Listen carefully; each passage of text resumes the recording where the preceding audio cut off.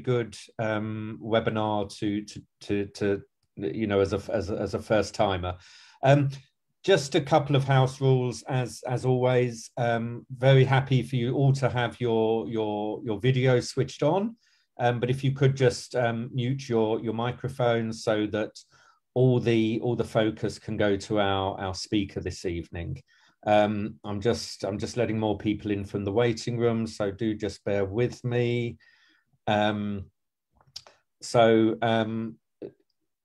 Yeah, and anyone here who may have joined our Solidarity with Israel rally this past Sunday, if you did join us, thank you very much for joining us, for braving the pretty awful weather. But you know, even if you weren't there, you may have heard or you may have read on social media that it was an overwhelmingly successful turnout. Everything seemed to be against us that day. We had the Northern Line was down, there were overhead train closures, the weather was really awful, but despite that we had over 2,000 people there, and it was a really fantastic event. So for those of you who joined us, thank you. For those who didn't, I hope you've enjoyed watching, reading about it online, in the press and on social media if you are on that. Okay, so this evening, you know, these past couple of weeks, Israel has been fighting a battle in, you know, on the ground or from the air. And this evening we're going to explore another facet of Israel, all about its prowess in space. For those of us who are sci-fi aficionados, you know, space, the final frontier, and all that. For me, it's, you know, I'm 51 years old, and for me, it's still a fascinating subject. You know, our speaker this evening has 3 sons, and I was just saying to her just now that, you know, how lucky those boys were to have such a cool mum with such knowledge about space. So I shall stop warbling in a few minutes. I'm just going to introduce our guest speaker, who is basically Dr. Gloria Volohonsky. She was born in Leningrad, and as a child, her family emigrated to Israel. They made Aliyah. She now, however, lives in France, and she is heavily engaged in science education and outreach. She has a unique science program that she developed for 2 to 3 year olds, and that is now successfully implemented within daycare centers. I'm sure we'll hear much more about it all from Dr. Gloria. So without further ado, I am going to hand over to our guest speaker, Dr. Gloria Volohonsky. Welcome, Gloria, and thank you very much for joining us. I'm going to hand over to you because everyone has come to hear from you and not from me. So welcome. Thank you for the nice introduction, and thank you for inviting me. So I will start sharing my screen.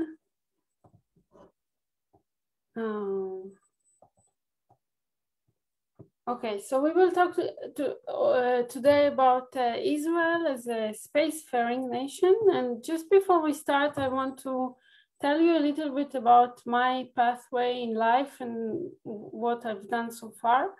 So I was born in Leningrad. At the time, today it's called St. Petersburg. And as a small child, my family did immigrate to Israel. They made Aliyah, and we landed in Arad.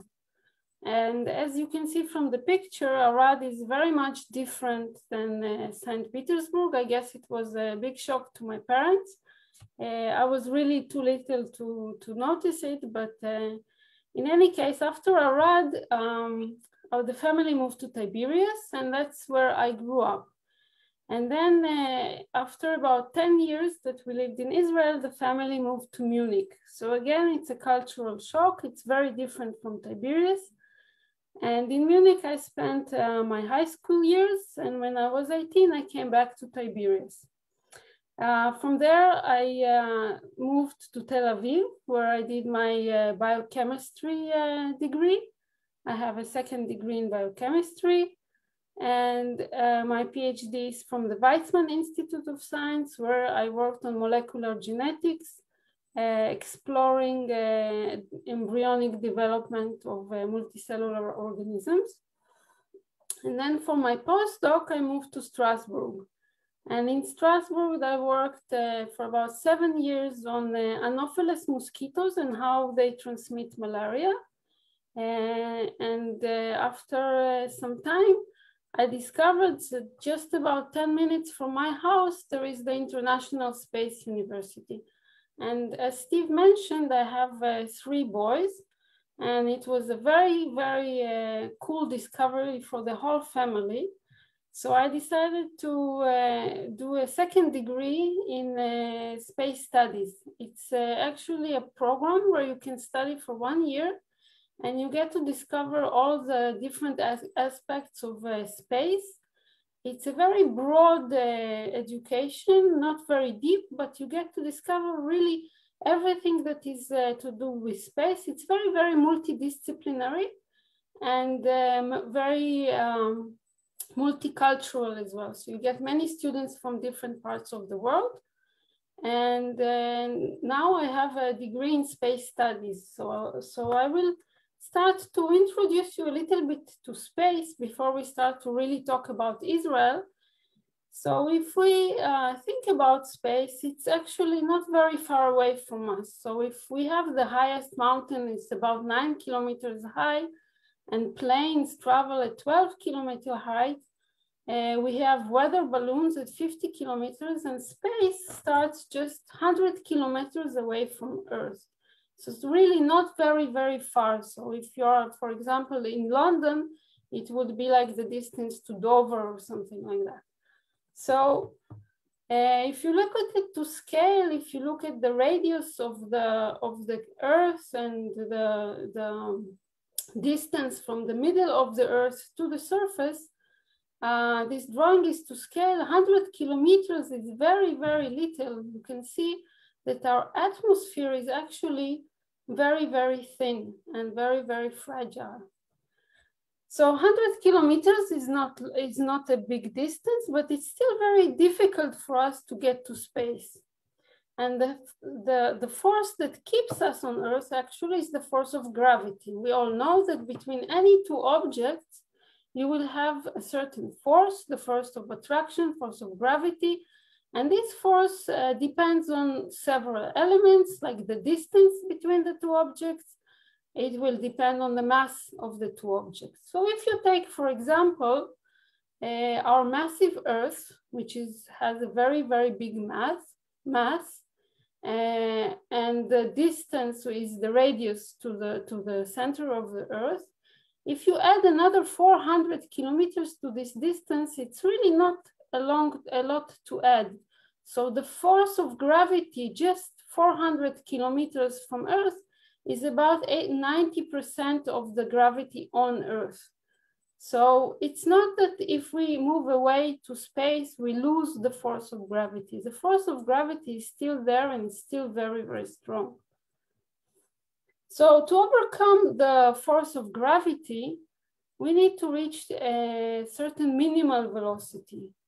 And this minimal velocity of 7.9 kilometers per second, or 28,440 kilometers per hour, it's necessary for us to leave Earth and to reach to space.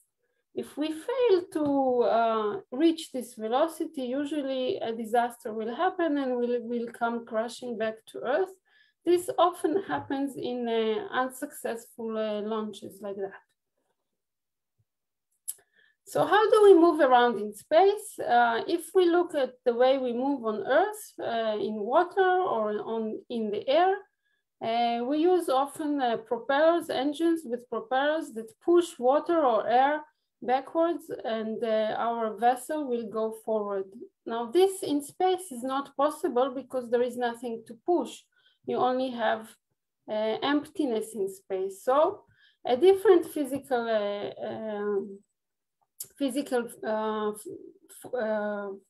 phenomena or physical principle of action-reaction is used to move forward.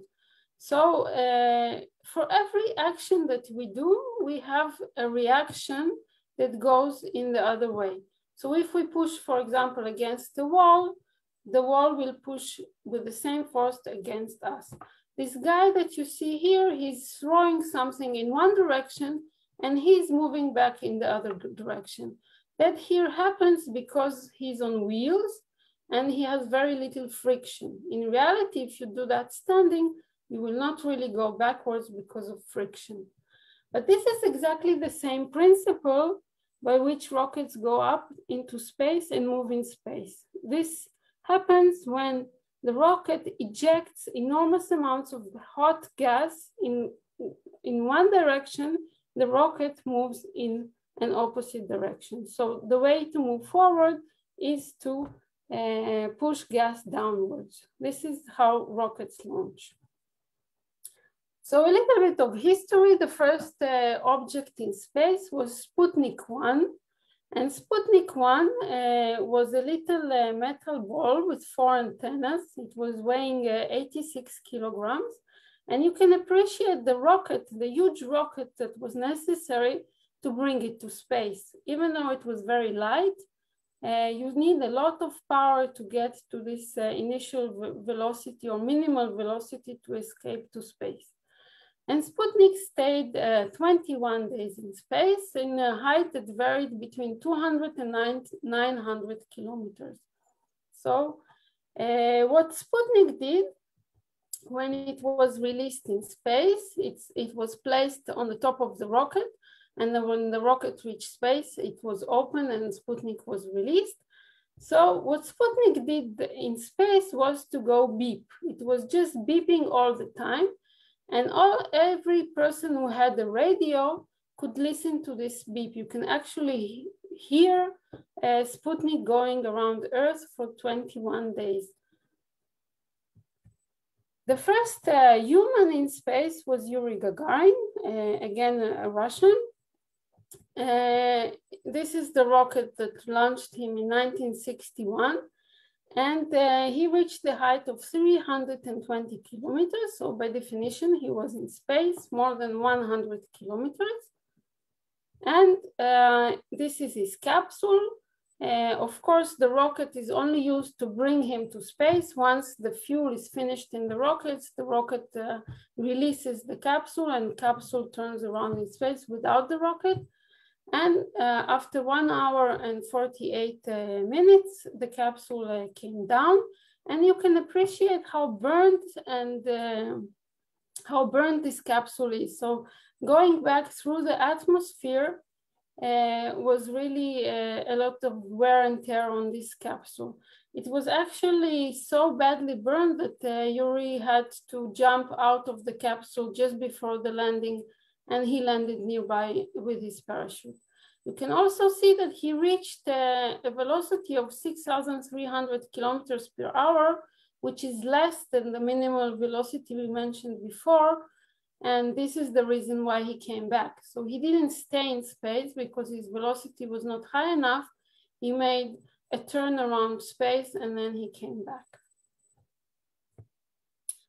So what happens to these guys here? They're turning around and then one of them flies out. This happens, a similar thing happens to this guy who is making very fast turns, and at some point he's just going away from the circle.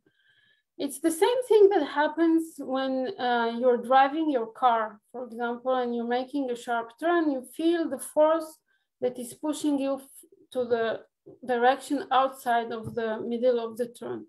And this happens because of the force the force that is called the centrifugal force. So the centrifugal force will throw you away from the center of rotation. And this is exactly the force that is acting on our space station. The space station is located about 400 kilometers above Earth.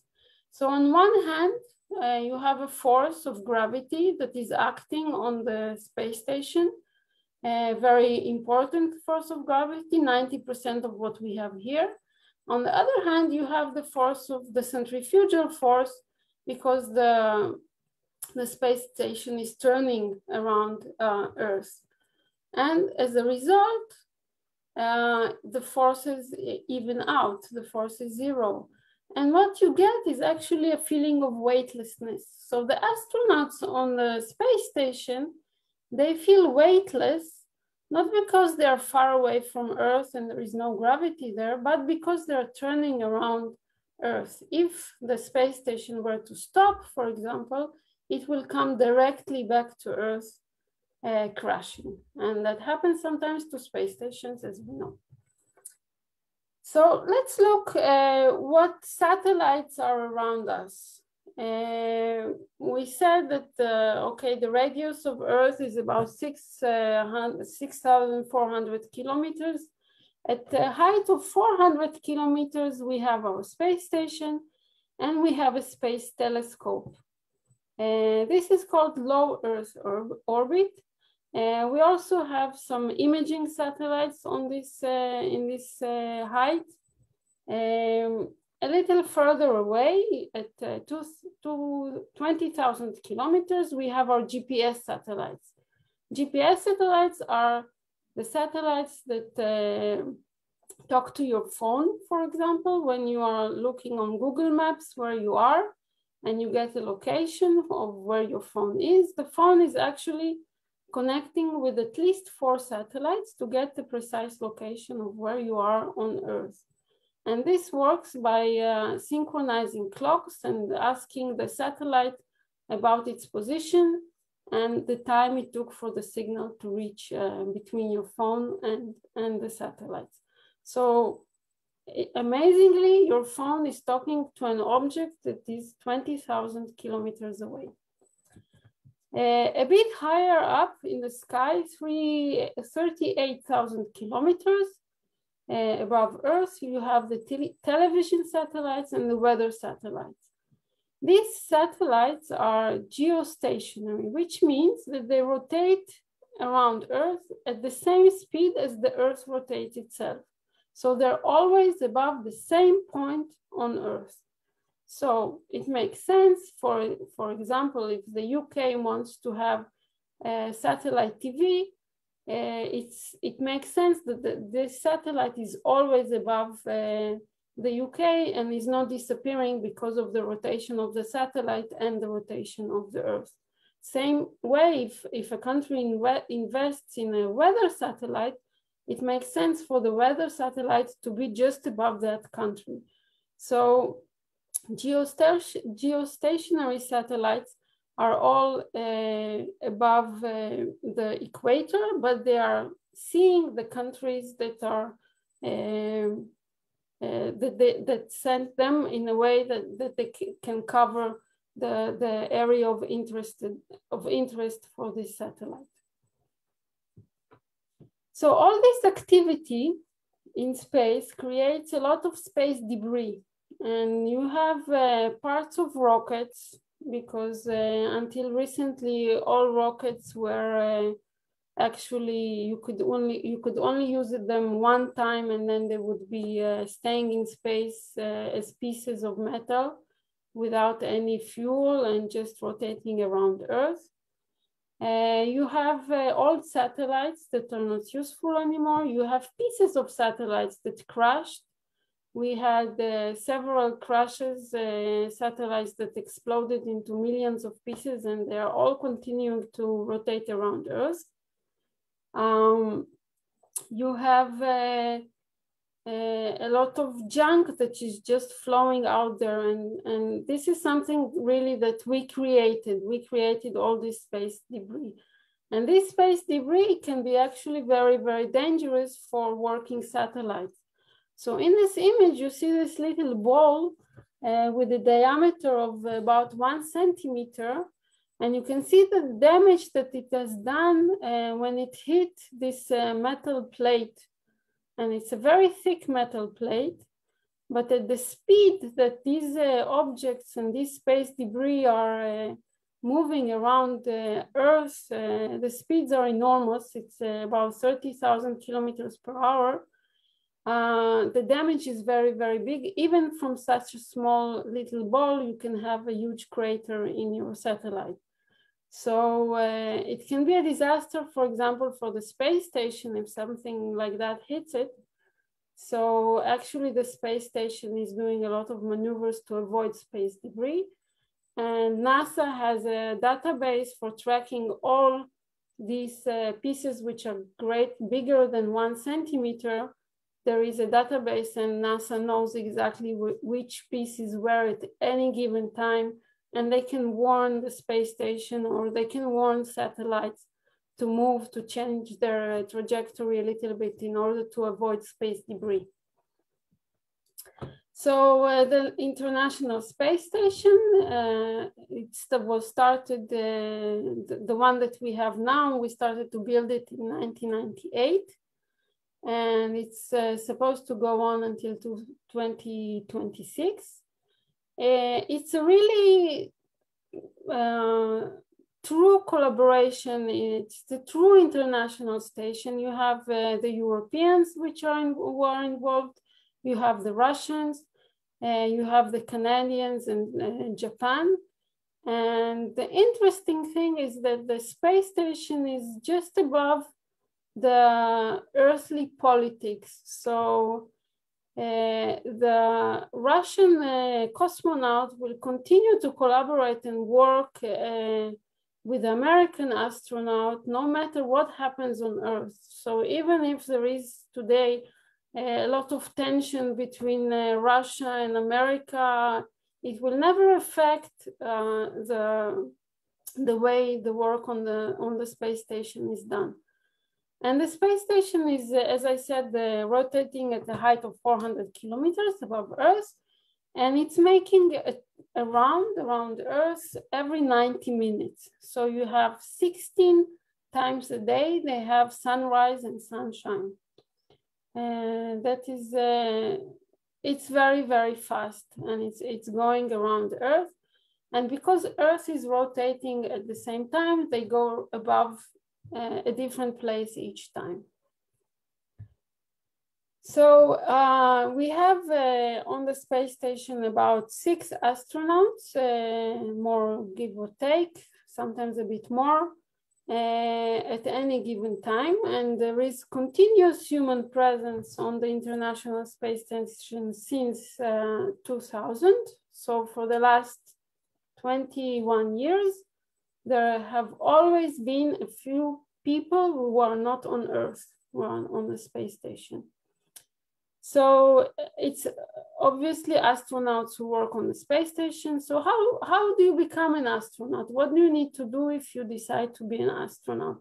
So from time to time, the space agency, be it NASA or ESA, the European Space Agency, will publish a call for astronauts. Actually, at the moment, ESA is looking to hire new astronauts.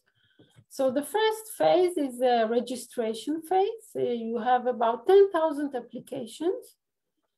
And some people at ESA will go through all these applications and they will filter out the people who are obviously cannot be astronauts because of different reasons. But then the first real selection is the cognitive test, where 900 people are selected.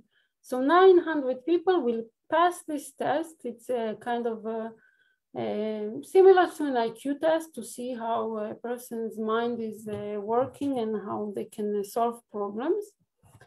The third phase of selection is a psychological test. And from these 900 people, only 120 will pass. So this is a real reduction in the number. In terms of psychology, it's very difficult to be an astronaut. You work under very stressful conditions and you have to have really strong psychic to do that. From these 120, 45 people will pass a medical exam. You have to be in the best shape possible physically because working in space is very difficult for the body. And you have to start with a very strong, very fit person. Of course, if you look you will find something in any person, but the baseline is to be very, very fit and in shape. 22 people will pass the job interview. So being an astronaut, at least for NASA and the ESA, is a job for life. So you actually have to be sure that you want this career as an astronaut. At the sixth phase, you will have 10 candidates who are selected. And at the end, 6 astronauts will be chosen. And this for them is just the beginning. It's the beginning of their training and the beginning of very, very hard work before they can start going to space. So this is actually what you see here is the last selection of ESA astronauts a few years ago. At the moment, ESA has a new call for astronauts. If you're interested, you can apply on the ESA website. So what do astronauts do? Except for exercise, they do a lot of exercise because they have to keep fit. Because of the feeling of weightlessness, their muscles and their bones tend to deteriorate very fast.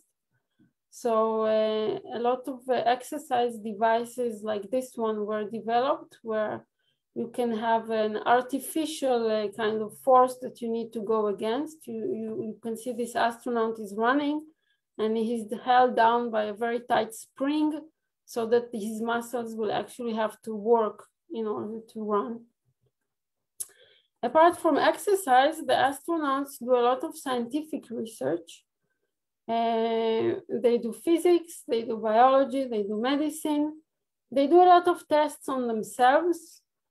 A very nice example in material engineering is when you make new materials, when you create mixtures of materials or new metal alloys, if you create them on Earth, you will always have, the mixture will never be 100% homogeneous because you always have some molecules that are heavier than others, and you will have some sediments and it will never be perfect. But they found that on the ISS, for example, in conditions that we call microgravity or weightlessness, these mixtures are much more homogeneous. So you can actually create materials in space that you cannot create on Earth. They will be a bit different. Of course, you need to maintain the space station. We hear a lot about EVAs, the astronauts that are going outside from the space station and fixing the solar panels or adding a new battery or fixing antennas with a robotic arm. This is the maintenance of the space station. It has to be done all the time. The space station now is rather old. It's about 20 years old now. Another platform to make experiments where astronauts used to work until 2011 is the Space Shuttle program. The Space Shuttle was lifted on a rocket. It could dock on the space station, but it could also have autonomous missions where it would rotate around Earth for about 2 or 3 weeks and then come back without docking to the space station. And the coming back of the shuttle was very, very nice for astronauts because they were sitting down just like in an airplane, landing in the field and then nothing, no splash down or not hitting the ground really like in a capsule. Today, people still come back from space just like Yuri Gagarin in a capsule. Americans prefer to splash down in the ocean. The Russians, they usually land in the desert, somewhere in Kazakhstan. I mentioned the telescope, which is at 400 kilometers above us. This is the Hubble Space Telescope. It's been launched in 1990. It's been working since. Actually, when it was launched in the beginning, it had a bad mirror, so it didn't work. It was a big disappointment for the people who launched it. And they decided to send an astronaut who did an EVA, extravehicular activity. He came out from the shuttle. It was a shuttle mission. He came out from the shuttle, he fixed the mirror, he changed the mirror, he fixed the telescope, and the telescope started working, and it's been giving us very valuable data about different galaxies and the universe in general ever since. So some people actually define the job of an astronaut as operating complicated machinery in very extreme environments. So the environment here is very, very extreme, and it takes a toll on the astronaut's body. So we are talking about microgravity affecting muscles and bones because there is no resistance when you are flying around in a space station. The muscles tend to deteriorate, and also the bones lose density because of that. You have problems with the cardiovascular system. We don't think about it, but here on Earth, about maybe 10 to 20% of the blood in our body is concentrated in the legs, and it has a much lower rate of exchange with the rest of the blood. So we have a lot of blood which is in the legs. And once the astronaut is going up to space and feeling this weightlessness, suddenly the blood is all over the body, which means a very, very high blood pressure. And this happens in the first few hours of space flight. Afterwards, the body regulates the amount of blood. And because of loss of bone density, a lot of calcium is released to the blood as well. So that affects the kidneys. And then astronauts have a higher risk of developing kidney stones. And a lot of problems with vision, both because of blood pressure, but also because of the 3D perception. We don't think about it, but when we look, we are on Earth, we can see things that are far away, we can see things that are near us. In contrast, astronaut, he only sees the interior of the space station, and everything is very close. So his really 3D perception is lost in space, and they have to get used back to that on Earth. Some effects on the neurological system, blood pressure, we mentioned, the balance, and in the ear, the balance organs are affected. And of course, the immune system. And we will talk a little bit about the immune system because it was my project during my internship at NASA. So all of this is caused by microgravity and radiation. So as I just said, I went to NASA Ames for my internship from the International Space University, and I landed in a fly lab, a lab where they study flies. And one would think, why would people send flies to the ISS? What good would it do? So if you look at a normal fly under the microscope, you see this creature with the big eyes and wings. It's actually very tiny. These are fruit flies called Drosophila, and they are a very good model organism in the lab. And this fly on the right here is a fly who is a mutant. He is lacking a gene that is responsible for fighting fungi. And if it's not grown under sterile conditions, if you put it under normal conditions, this fly is dead very, very quickly. So actually, we may not think about it, but flies, they have a very strong immune system. They encounter bacteria and fungal spores all the time. They eat, imagine what they eat. You can see that they really eat a lot of bacteria. And if their body cannot fight it, they will very, very quickly die. So flies have a good immune system. And this immune system is not very different from our immune system. It's more basic, but the molecular mechanisms are very similar. So why would we study the flies? Well, first of all, they have a short generation time. It's about 15 to 20 days.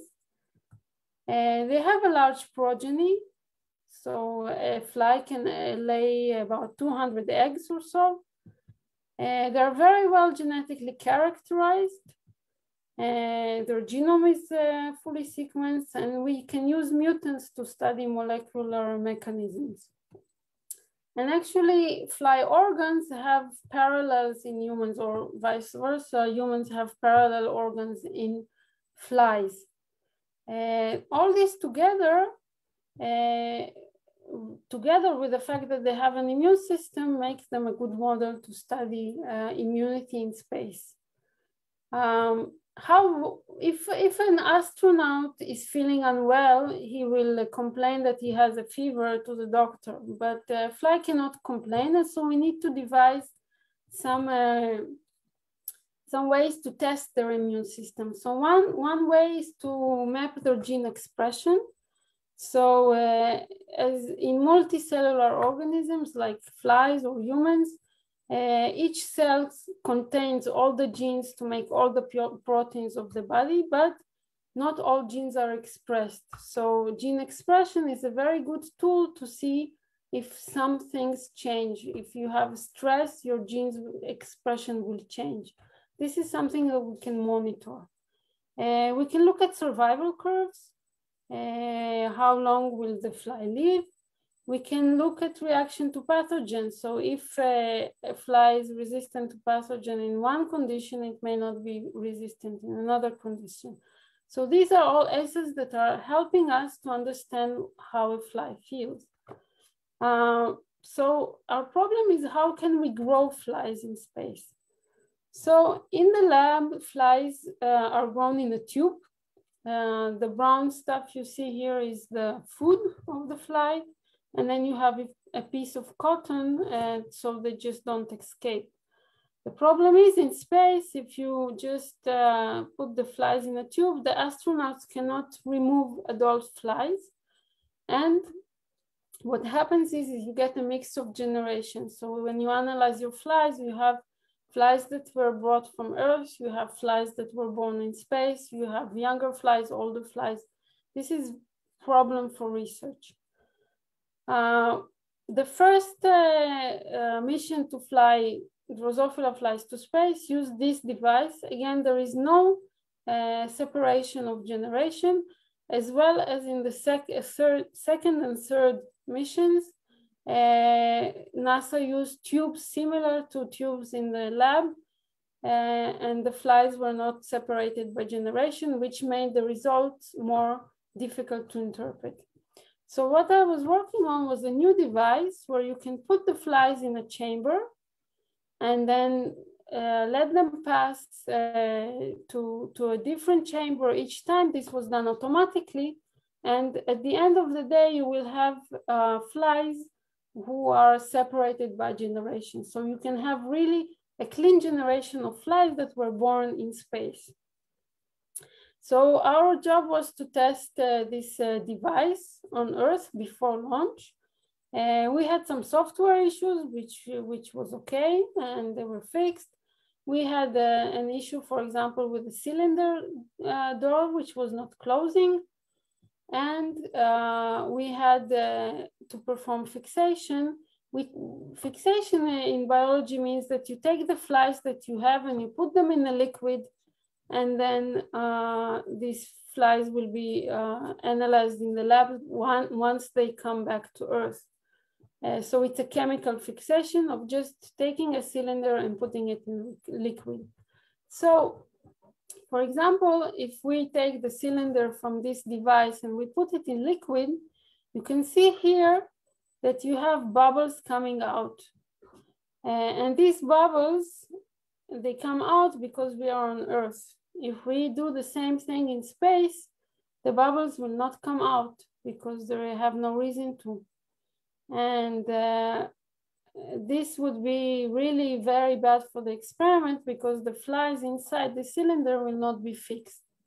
So we had to come up with some creative solutions, and the astronauts were given these bags and they pushed the fixative through a syringe, and then in this way the flies could be fixed.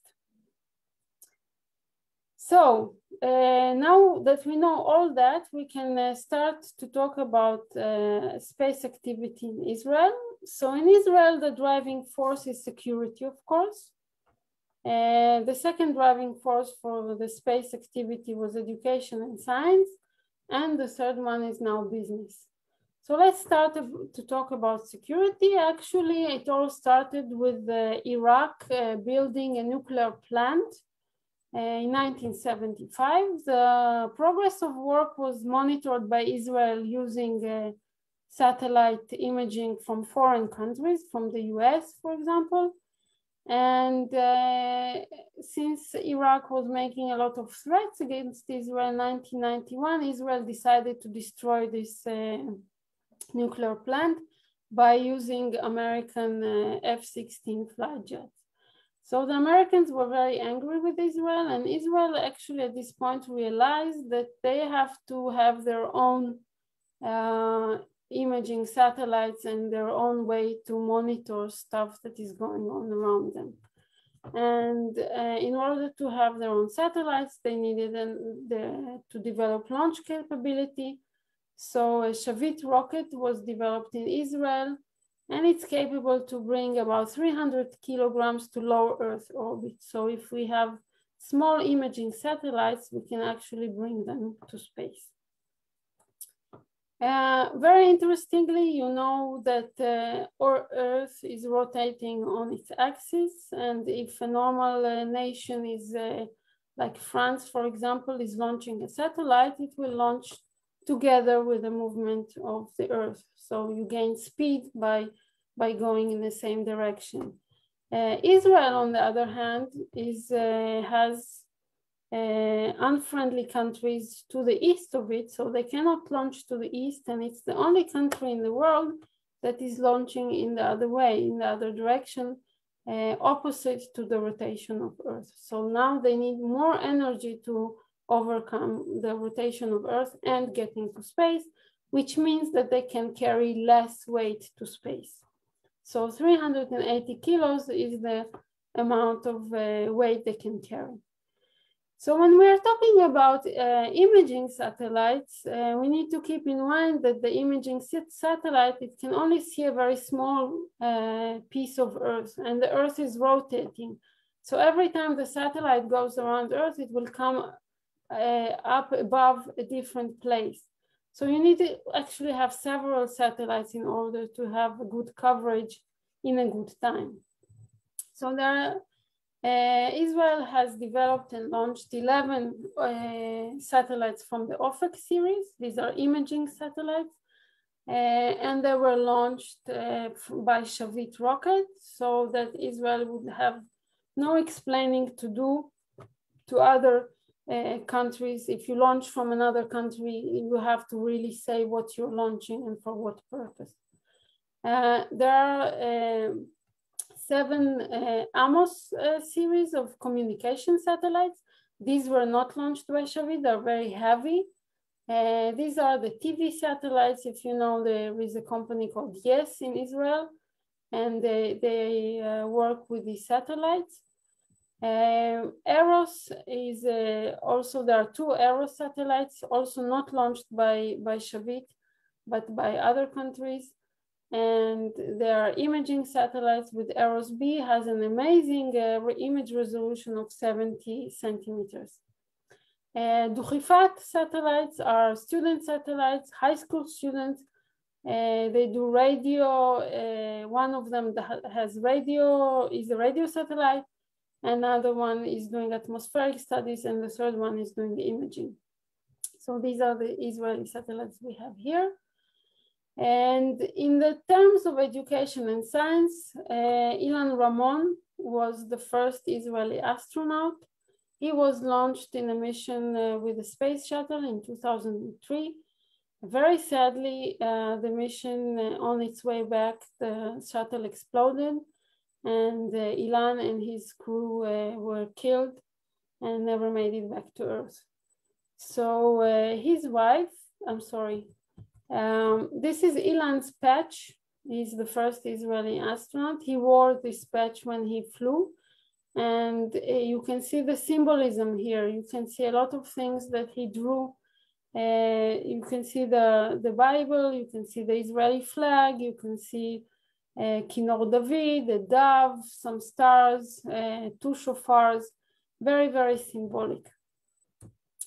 So it was very sad. Actually, his son Asaf Ramon, who was a military pilot, died a few years later, and his wife, Rona Ramon, created the Ramon Foundation in order to inspire children. So she took all this energy from this great tragedy of losing first her husband and then her son, and she built this foundation to inspire school children to be like Ilan and Asaf, to achieve academic excellence and social leadership.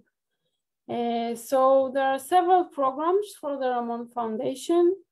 Space Lab is a unique opportunity for children to send experiments to the ISS. They have a community of space educators. They have even Space Kids, a program for children in kindergartens. So they're continuing with this education, and the biggest mission they have now is the Rakia Mission, and it is to send the second Israeli astronaut to space.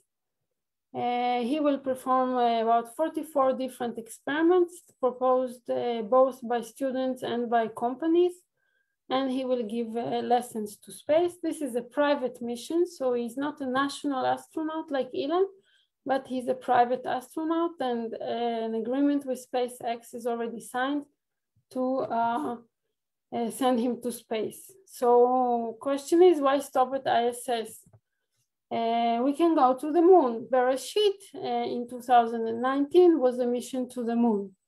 Started as an X Prize competition for a spacecraft to land and move 500 meters on the moon. It was privately funded. The cost was $100 million, and it served as a great inspiration for the entire Israeli public, including students and general public as well. This is a photo taken on the way to the moon. We have the last photo just when the spacecraft approached the moon. And as we all know, the landing wasn't very soft, and Berashit crashed on the moon, and the crash site is known and mapped by a satellite. Question is, why stop at the moon? We can go to Mars. Now, this photo really is a photo of Mars. It really reminds me of Arad. There is a program in Machtesh Ramon, not far from Arad, called D-Mars, and they do analog missions to Mars. So it's a way to prepare us how will we work, what will we do when we go to Mars.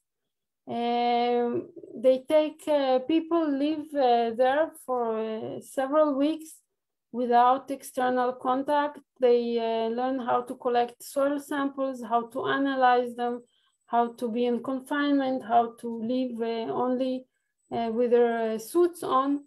And it's actually a good practice before we go to Mars. So the last thing I want to talk about is the business part of space activity.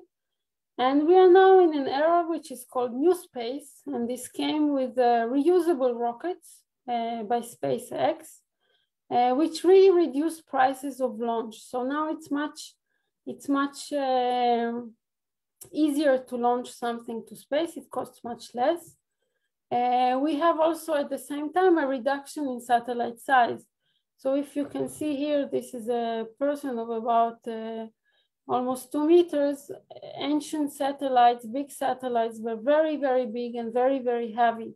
And today we have satellites which are 10 by 10 by 10 centimeters, so 1 kilogram satellites, and they can also do the job of the imaging and the radio connection and whatever we want them to do. So this made the space affordable, and companies are starting to use that. One company is Spacefarma, which is doing a kind of a lab on a satellite. You can send your cells if you want, or you can sell some tissues, you can send drugs, and you can see online remotely how these things behave in space. Another company that reached the ISS in a collaboration with Russian astronauts, cosmonauts, is Alif Farms. They are growing meat, so their objective is to feed the astronauts with steaks without actually killing or bringing a cow to the ISS.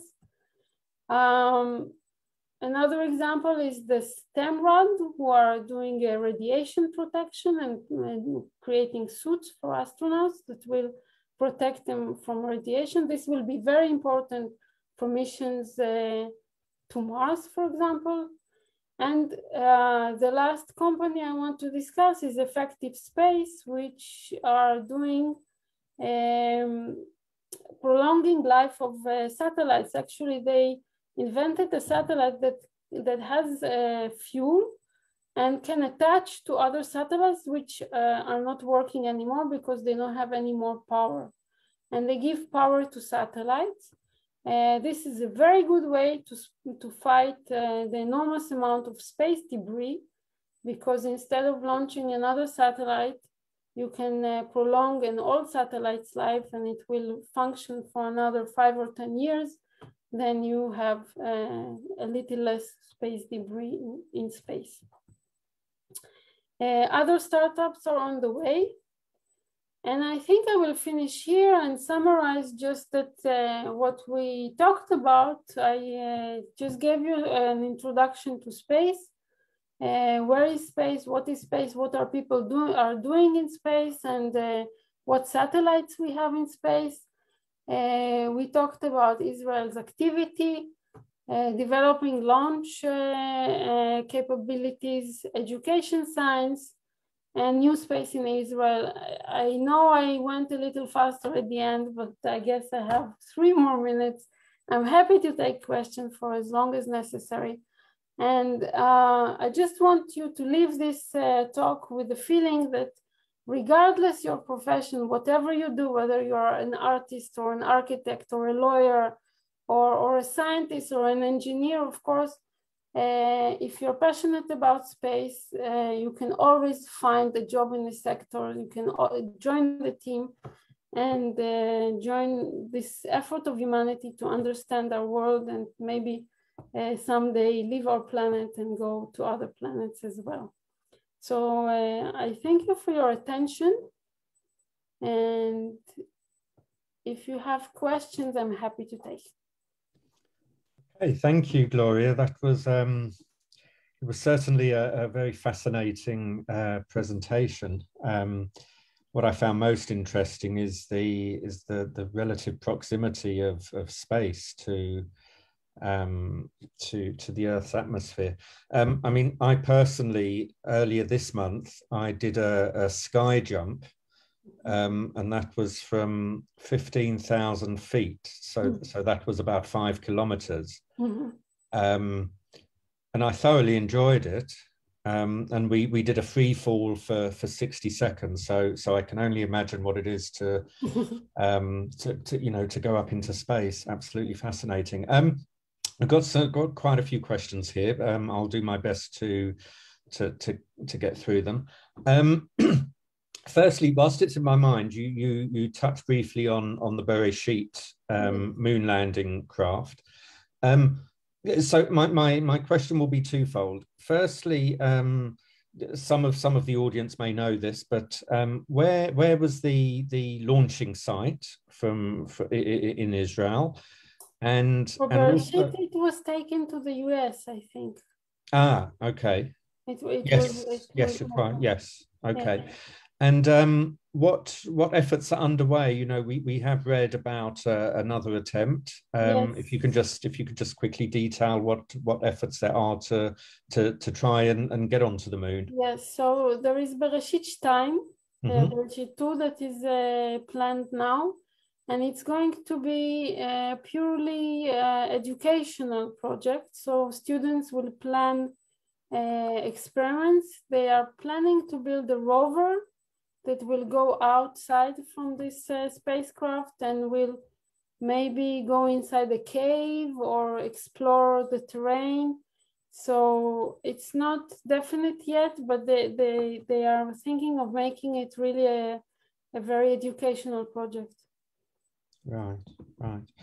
And how, I mean, I guess it's very difficult to say, but how confident are the team that Berashit number 2 won't suffer the same fate as Berashit 1? So we learned from the mistakes, of course, and I think the biggest issue was the software problem. I think the computer restarted at a very wrong moment for Berashit.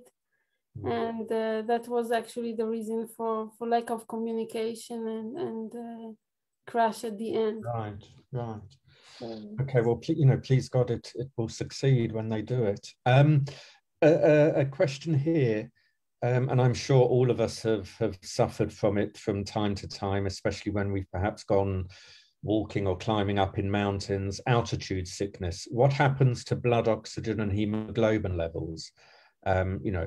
Which can lead to altitude sickness. Yes, so at the beginning, there is the blood is, there's too much blood in the astronaut's body just after launch, because there is this elevation of blood from the feet to the entire body. And the way the body reacts to it is by urinating, by removing a lot of water from the blood. This is actually why Pampers were invented. They were invented for astronauts, that diapers, because they had to pee a lot all the time during launch, and they cannot really go to the toilet, so they wear diapers. So so every time you change a diaper to your baby, you say thank you to Apollo missions. But seriously, it's a physiological reaction to the weightlessness. And so in the first few days, because you pee a lot and you remove water from your blood becomes more concentrated. So there is more hemoglobin, more red blood cells in your blood. And then slowly the body will adjust. It will remove all the excess blood cells, and the body will be normal again. The problem is when they come back, suddenly about 20% of the blood will go to their feet. And if you notice, when they get the astronauts out from the capsule, they ask them not to stand up, but to remain seated, and they carry them seated. Yes. Because if they stand up, they will faint. And we've seen some astronauts faint. There was one female astronaut who insisted on doing an interview just after she came back, and she just fainted live on TV. And it's normal, I mean, because of this change in the amount of blood. And then it takes a few days, and then things come back to normal, yeah. Amazing. Okay, there's a very interesting question here. So obviously there's been various space missions from around the world, different countries. Have these various space missions spread microorganisms and residues from the humans and other organisms which have been launched into space, or from the surfaces of the spacecraft? If so, would this not invalidate any discoveries which may appear to detect, life in space? It's a very excellent question. Not my own, I have to say. I'm a member of the audience. Yes. So the answer is definitely yes. There is life on Mars, and we put it there. We can never get 100% sterility. So any rover, any spacecraft we send, for example, to Mars, to the moon, will be at some level contaminated. Whether this bacteria or fungal spore can proliferate is a different question. So when we are looking for life, for example, on Mars, we're looking for metabolism. We're looking for something that is alive and growing.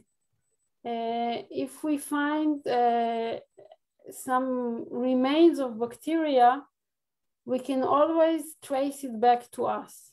If it's a strain that is on Earth, we can sequence the DNA, we can see what it is, we can say, oh, this came with this and this mission at this and this point. If we find something new, we will probably know that it's new. So you can really, even in a sterile room where they sterilize all the satellites, you have bacteria growing there. So you can never get rid of everything. You always have some residue. So on the other hand, the voyage to Mars through space, extreme conditions, plus 400 degrees on the sunny side of the spacecraft and minus 200 on the shadow side. So not many live organisms can actually survive that. So yes and no. Yeah, it's difficult to say. But first thing to see if we find any life is, of course, to see whether it's from us, from our activity in space. Okay. Wow. Yeah, absolutely fascinating. We've had another lady in the audience has asked if you would just say something about teaching the preschoolers. Yes. The program you've developed. Yes, so this is actually an amazing program for children who are age 2 to 3, and we do science experiments. So when my little boy was here at daycare, I noticed that they do a lot of art and they do talk about things in an approach which is more artistic. And I decided to propose to the daycare to do more scientific stuff. So, for example, when we do the activity about light, the children associate light and color. So without light, you don't have color. We do a simple experiment with a flashlight and we see the different colors. So this is actually giving them the physical basis of color and light. In an activity about sound, we link movement. You have to have movement in order to have sound. And children learn that by experimenting themselves, by making sound and seeing that when you have something moving in a bottle, it will make a sound, but if it doesn't have place to move, it will not make a sound. So really giving a very simple physical principles to children at this very young age, they accept it really, really well. And they have this reassurance that they did an experiment and they found out by themselves. It's not that I told them something, but they actually did the experiment. So this is really amazing.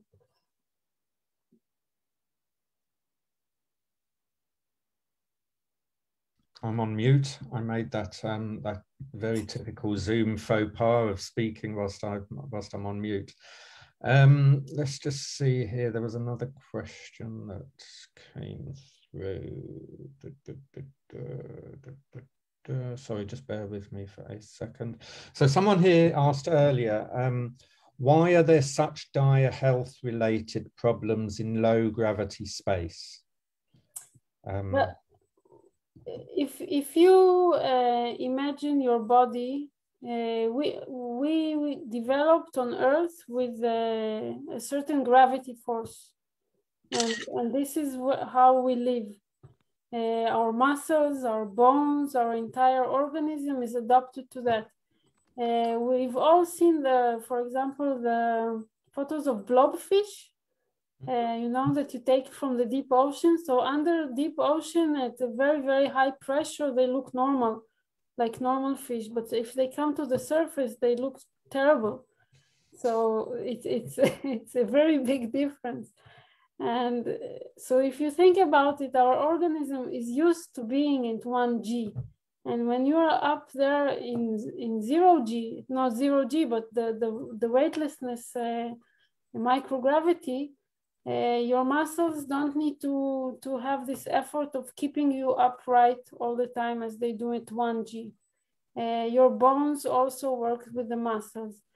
In addition to that, you have radiation, which is a bit elevated on the space station. It's more than on Earth, so that also does damage.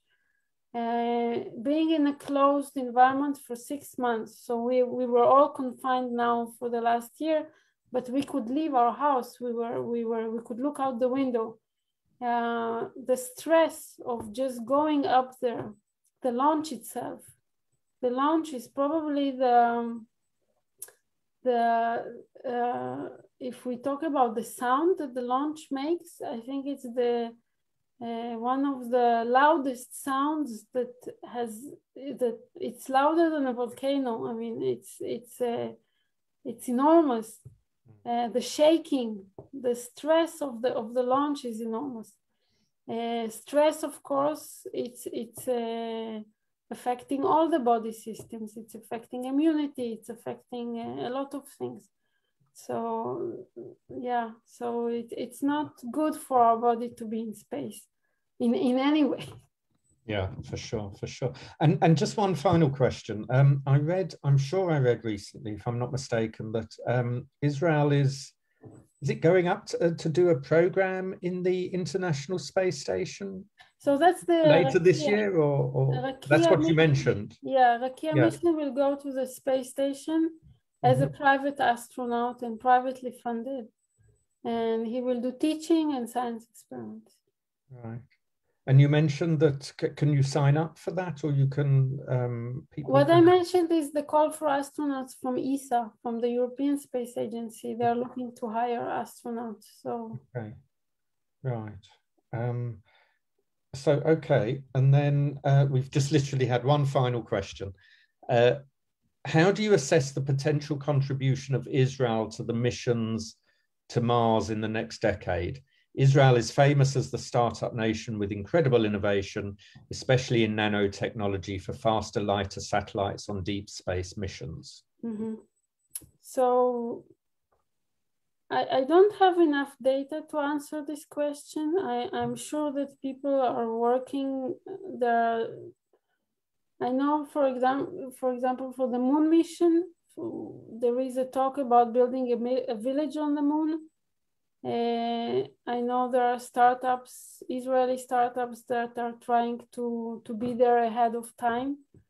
I'm sure that things are cooking. I mean, things are being in preparation. Cannot give you specific details, I just don't know, but I'm sure that there will be, if not entire missions, but at least components of missions that will be done by Israel for bigger missions to Mars, yes. Very exciting times ahead. Yes. So Dr. Gloria, thank you very much. Thank you for inviting me. Would you be okay if I gave your email address to the Absolutely. audience, which I will do. I'll send it in our follow-up email that I send out to all of you, so that if you do have any questions for Dr. Gloria, then you can contact her directly. So thank you very much on behalf of us all and on behalf of the ZF and the WZO in the UK. Be well. Thank you, you too. Please God, we can look forward to future Israeli successes in space. Yes, definitely. Thank you very much. Thank you very much. Thanks, everyone. Bye-bye. Thank you. Bye-bye.